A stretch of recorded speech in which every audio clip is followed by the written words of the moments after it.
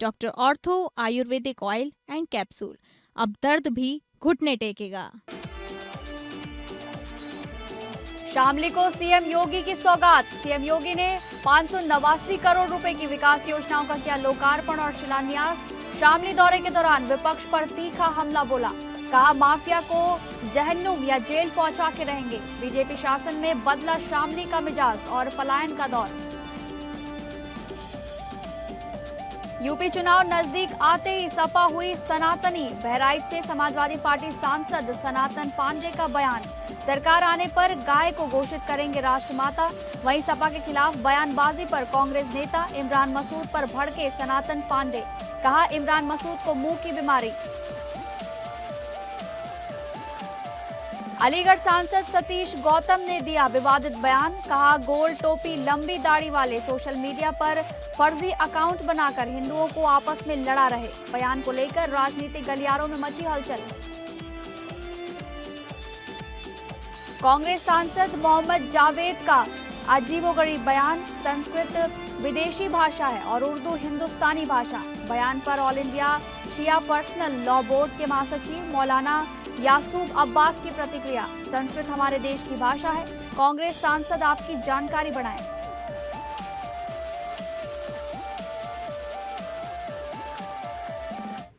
नमस्कार, मैं हूं डॉक्टर प्रसून। चर्चा आज संसद में रचे जा रहे 360 के मोदी चक्रव्यूह की भारतीय राजनीति के आगामी मानसून सत्र यानी 20 जुलाई 2026 से शुरू होने से ठीक पहले एक बड़ा भूचाल आया हुआ है। अप्रैल 2026 के बजट सत्र में जो बीजेपी समर्थित एनडीए संविधान संशोधन के लिए जरूरी 2/3 आंकड़े से काफी दूर रह गई थी, वह महज 3 महीनों के भीतर इस जादुई आंकड़े के बेहद करीब पहुंच चुकी है, जिसके मायने संसदीय इतिहास में मील का पत्थर साबित होने जा रहा है। आपको बता दें कि मोदी सरकार को अप्रैल 2026 में 2/3 बहुमत नहीं जुटा पाने के कारण बड़ा झटका लगा था, लेकिन पिछले 90 दिनों में विपक्षी पार्टियों के भीतर हुए बड़े विद्रोह ने पूरी तस्वीर बदल दी है। उस समय मोदी सरकार एक अहम विधेयक लेकर आई थी, तब उसे लोकसभा में केवल 298 सांसदों का समर्थन हासिल हुआ। हालांकि यह संख्या साधारण बहुमत यानी 272 से काफी अधिक थी, लेकिन 2/3 बहुमत यानी सदन की कुल क्षमता के आधार पर 362 से काफी कम रही। लेकिन विपक्षी दलों में टूट ने मोदी की सरकार की राह को आसान कर दिया। ममता बनर्जी के 28 लोकसभा सांसदों में से 20 सांसदों ने बगावत कर एनडीए गुट को समर्थन देने का ऐलान कर दिया। महाराष्ट्र में उद्धव ठाकरे को एक और झटका तब लगा जब उनके 9 लोकसभा सांसदों में से 6 सांसदों ने उनका साथ छोड़कर एकनाथ शिंदे वाले गुट की अगुवाई में शामिल हो गए। दो ही दलों में बगावत में चूंकि यह संख्या कुल सांसदों की 2/3 से अधिक है, इसलिए इन पर दल बदल कानून भी लागू नहीं हो रहा है। सूत्रों के मुताबिक जयंत पाटिल के जरिए शरद पवार गुट के भी कई सांसदों और विधायकों को पाला बदलने के लिए साधने की कोशिशें अंतिम दौर में है। एनडीए समर्थित सांसदों की संख्या लोकसभा में 329 से 348 के बीच आंकी जा रही है। सदन में फिलहाल कुछ सीटें खाली होने की वजह से प्रभावी 2/3 का आंकड़ा 360 के आसपास है, यानी एनडीए सुपर मेजॉरिटी से महज 11 से 12 वोटों से दूर है। केवल निचले सदन में ही नहीं बल्कि उच्च सदन राज्यसभा में भी विपक्ष को करारा झटका लगा है। आम आदमी पार्टी के 10 राज्यसभा सांसदों में से 7 सांसदों ने राघव चड्ढा की अगुवाई में बगावत करते हुए बीजेपी से हाथ मिला लिया है। इसके अलावा तमिलनाडु में कांग्रेस और टीवीके के नए गठबंधन के चलते डीएमके भी इंडी अलायंस से अलग थलग नजर आ रही है। वर्तमान में राज्यसभा की प्रभावी क्षमता के अनुसार 2/3 के लिए 163 वोट चाहिए, जबकि एनडीए अपने सहयोगी और मनोनीत सदस्यों को मिलाकर 151-53 के आंकड़े तक पहुंच चुकी है, यानी अंतर यहां भी 11 वोटों का है।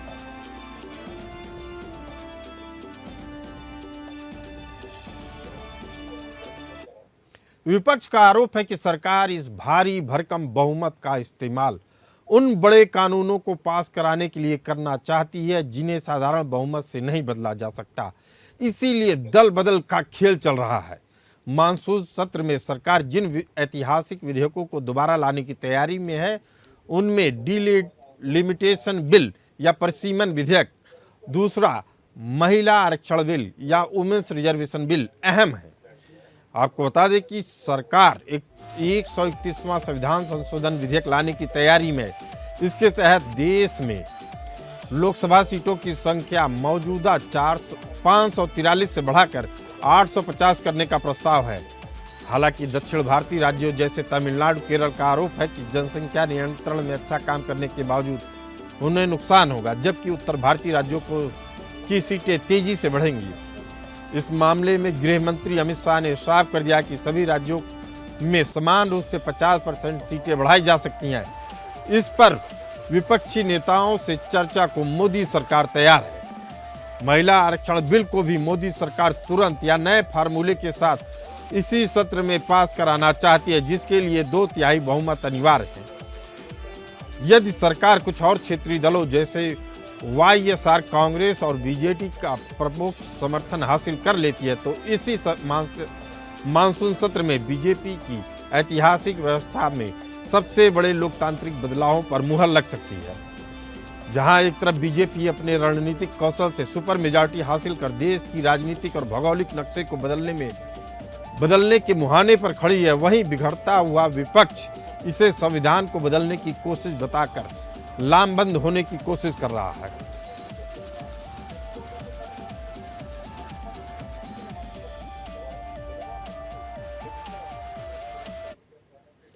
संसद का यह मानसून सत्र भारतीय लोकतांत्रिक इतिहास का एक टर्निंग पॉइंट साबित होने जा रहा है।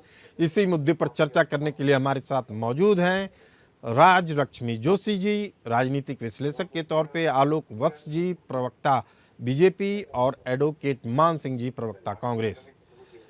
पहला सवाल आलोक वत्स जी आपसे, संविधान की 10वीं अनुसूची दल बल विरोधी कानून को इसलिए लाया गया था ताकि आया राम गया राम की राजनीति पर लगाम लग सके, लेकिन आज विपक्ष के भीतर कमजोरी इतनी विकराल हो चुकी है कि बगावत करने वाले पूरे के पूरे 2/3 गुट को ही साफ करके ले जा रहे हैं। दल बदल कानून या एंटी डिफेक्शन लॉ में बदलाव लाने की क्या गंभीरता को आप समझ रहे हैं? आलोक वत्स जी, हमारी आवाज आ रही है आपको? आलोक वत्स जी, आपको आवाज आ रही है हमारी? आ रही है। मैं पूछ रहा हूं कि जिस तरीके से 2/3 सांसद गायब हो जा रहे हैं किसी भी दल के, क्या आपको लगता है कि अब दल बदल कानून यानी एंटी डिफेक्शन लॉ में अब बदलाव लाने की जरूरत है? जी देखिए, अब देश मुखातिब है उत्थान की तरफ, और जो भी नेतागण जहां कहीं भी हैं वो इस बात को अच्छी तरीके से समझ रहे हैं कि मोदी जी के नेतृत्व में देश आगे बढ़ रहा है हर पैमाने पे। तो विभिन्न दलों के लोग राष्ट्र हित में बीजेपी के साथ आ रहे हैं, और जो 2/3 बहुमत चाहिए कुछ कानूनों को संशोधित करने के लिए, हम लगभग उसके आसपास पहुंच चुके हैं। हमें पूरी उम्मीद है कि इस फिगर को पार करने के बाद जिस तरीके की बदलाव चाहिए वो हम ले आएंगे। आलोक वत्स जी, मेरा सवाल ये था कि आया राम गया राम की राजनीति को रोकने के लिए एंटी डिफेक्शन लॉ को आप और मजबूत बनाएंगे या जैसा चल रहा है वैसा ही चलने देंगे? सीधा सवाल सीधा जवाब। देखिए, आया राम गया राम की अगर आप बात करते हैं तो ये तो कांग्रेस के समय से शुरू हुआ एक पद्धति था। हम इस पर डेफिनेटली आने वाले समय में रोक लगाएंगे। आलोक जी, भाजपा का पक्ष रखिए। भाजपा के आप स्पोक्स पर्सन है, कांग्रेस के स्पोक्स पर्सन नहीं है। एक लोकतांत्रिक देश में अलोकतांत्रिक तरीके से एडवोकेट मान सिंह जी, आपसे निवेदन है कि मुझे सवाल पूछने दीजिए।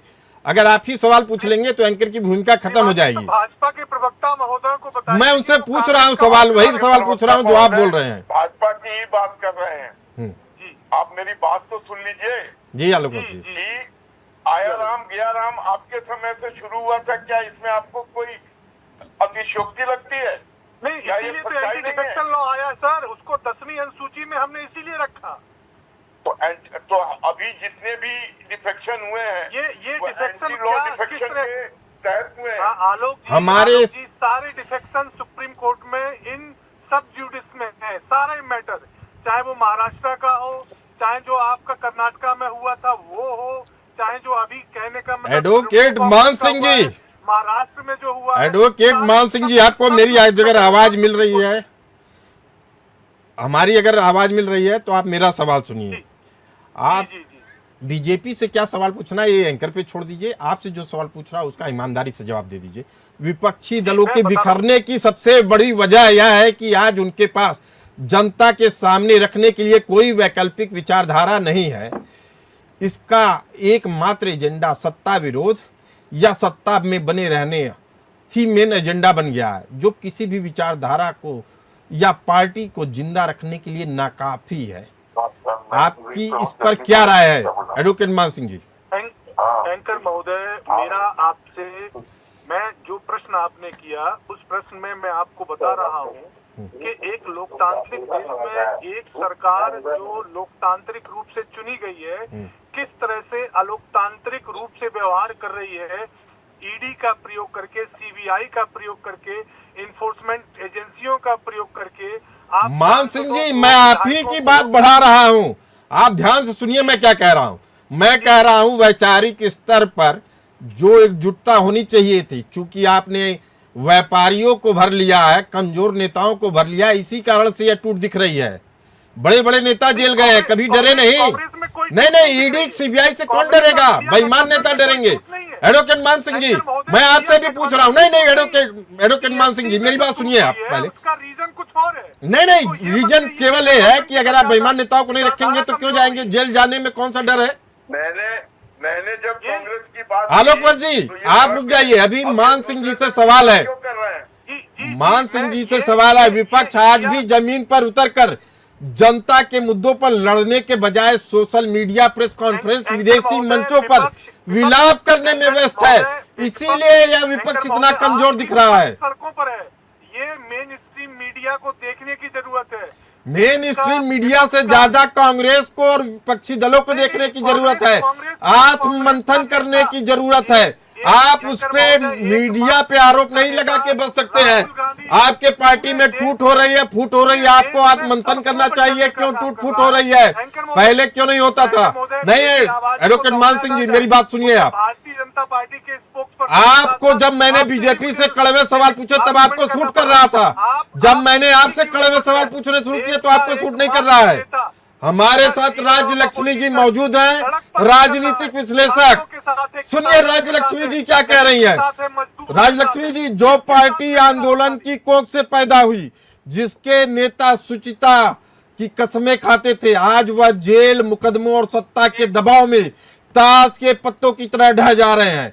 जब नेतृत्व के पास कोई ठोस वैचारिक कवच नहीं होता है तो उसके सिपाही पहली गोली चलते ही मैदान छोड़कर दुश्मन के खेमे में शामिल हो जाते हैं। इस देश का इतिहास रहा है। लेकिन राज्यलक्ष्मी जी, आपसे जानना चाहेंगे इसके लिए जिम्मेदार कौन है? कोई भी नेता, सुनिए राज्यलक्ष्मी जी को सुनिए, राजनीतिक विश्लेषक हैं, आप बात सुनिए। कोई भी सांसद टूटा है। मान सिंह जी की आवाज डाउन करिए और राज्यलक्ष्मी जी की आवाज बढ़ाइए।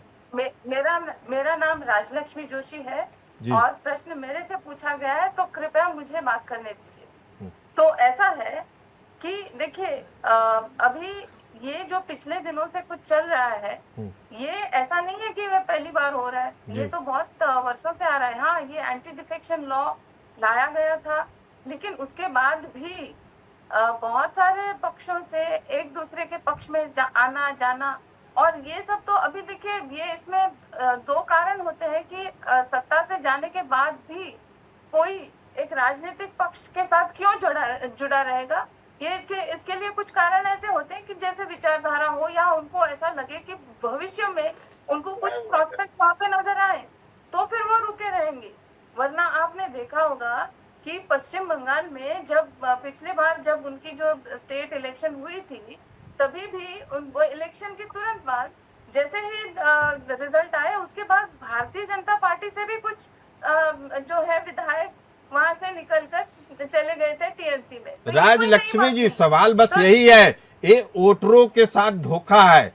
हमने किसी को चुना और चुन के दूसरे दल में चला गया। बिल्कुल चर्चा कर रहे हैं मोदी सरकार के चक्रव्यूह की, जिसकी रचना की है चाणक्य अमित शाह ने, जो गृह मंत्री हैं, जिसमें विपक्ष बुरी तरह फंस चुका है। इस पर चर्चा करने के लिए हमारे साथ एडवोकेट मान सिंह जी, प्रवक्ता कांग्रेस हैं।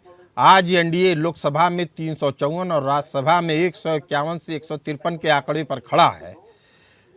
यह हालात देश को 1970 और 1980 के दशक की याद दिलाती है, जब इंदिरा कांग्रेस के पास ऐसी सुपर मेजॉरिटी हुआ करती थी। एडवोकेट मान सिंह जी, क्या यह सुपर मेजॉरिटी सरकार को अधिनायकवाद की ओर ले जाती है? एंकर महोदय, अधिनायकवाद नहीं, ये लोकतांत्रिक मूल्यों को तोड़ने की और संविधान को पूर्णतः बदलने की साजिश भारतीय जनता पार्टी के द्वारा करने का प्रारंभिक स्तर है। इससे पहले ये सदन में गिर चुके हैं, इनको मालूम है कि हमें बहुमत प्राप्त नहीं होना है और विशेष बहुमत की जरूरत है। यहाँ मैं आपको बताना चाहता हूँ कि भारतीय जनता पार्टी का मोडस ये है कि भारतीय जनता पार्टी परसीमन के माध्यम से अधिकतम 800 सीटें करना चाहती है और इन सीटों का कंसंट्रेशन उत्तर भारत में करना चाहती है, जहां पर उसे मालूम है कि हम एक बेस्ट मेजोरिटी में आ सकते हैं। एडवोकेट मान सिंह जी, आप तथ्यों पे बात करेंगे तो ठीक रहेगा। बीजेपी सरकार ने साफ कर दिया है कि वह जो टोटल सीटें हैं उसको उसके आधार पे 50% सीटें बढ़ाने को तैयार है, अगर विपक्ष चर्चा को तैयार है तो। जी 50% कैसे एंकर महोदय कैसे बढ़ा लेंगे आप पॉपुलेशन काउंटिंग अभी आपकी है नहीं है, जनगणना आपने अभी कराई नहीं है, आप आखिर किस आधार पर? अरे जो मौजूदा सीटें हैं उसकी 50% सीटें बात की जा रही हैं। नहीं, ये कैलकुलेशन थोड़ा होता है सर, ये मैथमेटिक्स नहीं है सर। इसको मैथमेटिक्स एक कॉन्स्टिट्यूशनल प्रोविजन के अकॉर्डिंग आपको करना पड़ेगा। 2011 की जनगणना को आप 2016, 26, 27 में कैसे कंसीडर कर लेंगे और किस प्रकार से आप उसको कर देंगे? चलिए, आपका सवाल और सरल करते हुए जी राज लक्ष्मी जी से पूछ लेते हैं, राजनीतिक विश्लेषक। राज लक्ष्मी जी, विपक्ष की सबसे बड़ी त्रासदी यही है कि इतनी करारी शिकस्त, आंतरिक बिखराव के बाद भी वह आत्ममंथन करने को तैयार नहीं दिख रहा। कारण क्या है? वह तुष्टीकरण, हिंदू धर्म विरोधी आचरण छोड़ने को अभी भी तैयार नहीं है। इसके लिए कौन जिम्मेदार है? एक के बाद एक गैर जिम्मेदाराना बयान आ रहे हैं, जिम्मेदार कौन है?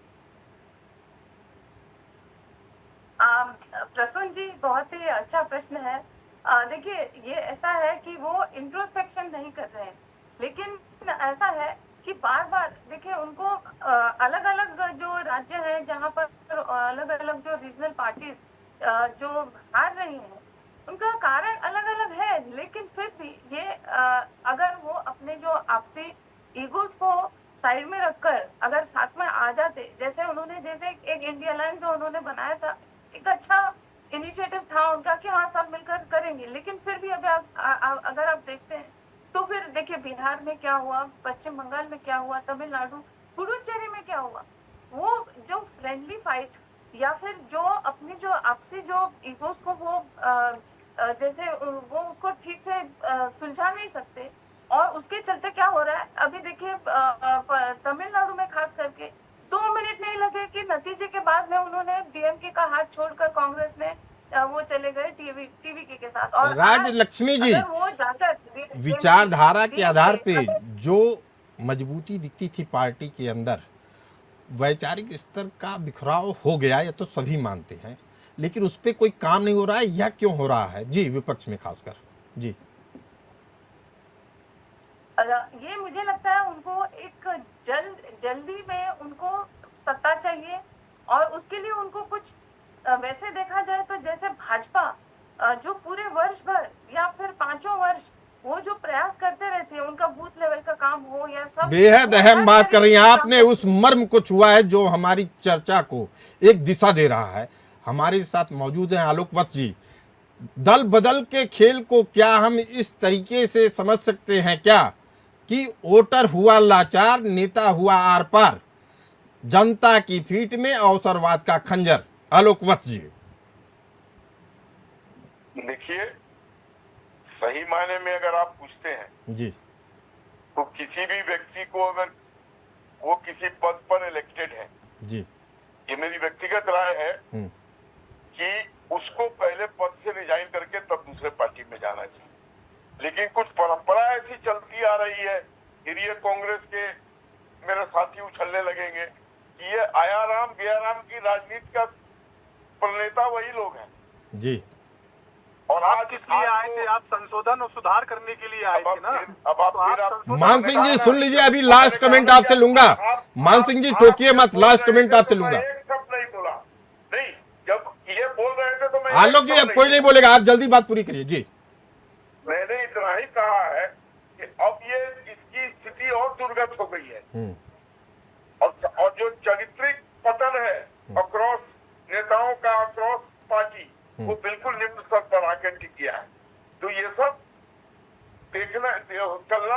आलोक वत्स जी देखिए, आलोक वत्स जी ने बड़ी ईमानदारी से सभी नेताओं के बारे में किया है ये टिप्पणी, चाहे बीजेपी हो चाहे कांग्रेस हो। लेकिन एडवोकेट मान सिंह जी फिर मैं पूछ रहा हूं, आपके यहाँ टूट फूट हो रही, इसकी सबसे बड़ी जिम्मेदारी किसको उठानी है? आत्मचिंतन, आत्ममंथन कौन करेगा? जी जी, आत्ममंथन सभी विपक्षी दल के नेताओं को करना चाहिए और सभी विपक्षी दल के नेता आत्ममंथन कर रहे हैं। लेकिन जब लोकतांत्रिक मूल्यों से टूट की जाएगी, आप किसी के ऊपर सीबीआई लगाएंगे, आप किसी के ऊपर इन्फोर्समेंट एजेंसी लगाएंगे, आप किसी के ऊपर कोई और एजेंसी का सेटअप कर देंगे, आप किसी के रिश्तेदार को जेल भेज देंगे। ऐसी स्थिति में कोई भी सांसद या विधायक एक मनुष्य है। नहीं, मनुष्य नहीं है, चारित्रिक बल अगर नहीं रहेगा तो सुन लीजिए मेरी बात मान सिंह जी, मैं आपकी बात समझ गया। चारित्रिक बल नहीं होगा तो राजनीति में टूट फूट का खेल चलता रहेगा। अगर आप धन बलियों को लाएंगे, बिजनेसमैन को लाएंगे, राजनीति में चारित्रिक रूप से हीन व्यक्तियों को लाएंगे तो यह दबाव हमेशा बना रहेगा। और एडवोकेट मान सिंह जी, इससे बड़ी चीज मैं आपको बता रहा हूं, राजनीति कभी भी शून्यता को बर्दाश्त नहीं करती है। यह मील का पत्थर है। अगर विपक्ष अपनी सत्ता लोलुपता छोड़कर अहंकार को त्याग कर एक स्पष्ट जन केंद्रित विचारधारा के साथ सड़कों पर नहीं उतरा, जो कि राजलक्ष्मी जी भी कह रही हैं, तो वह इतिहास के पन्नों में एक बिना अर्थ वाला अध्याय बनकर रह जाएगा। यह सुपर मेजॉरिटी बीजेपी की जीत से ज्यादा विपक्ष के वैचारिक दिवालियेपन की हार है। आप सभी मेहमान इस खास चर्चा में हिस्सा लिए, आप सभी का बहुत बहुत आभार। फिलहाल इस चर्चा में इतना ही, हमें दीजिए इजाजत, नमस्कार।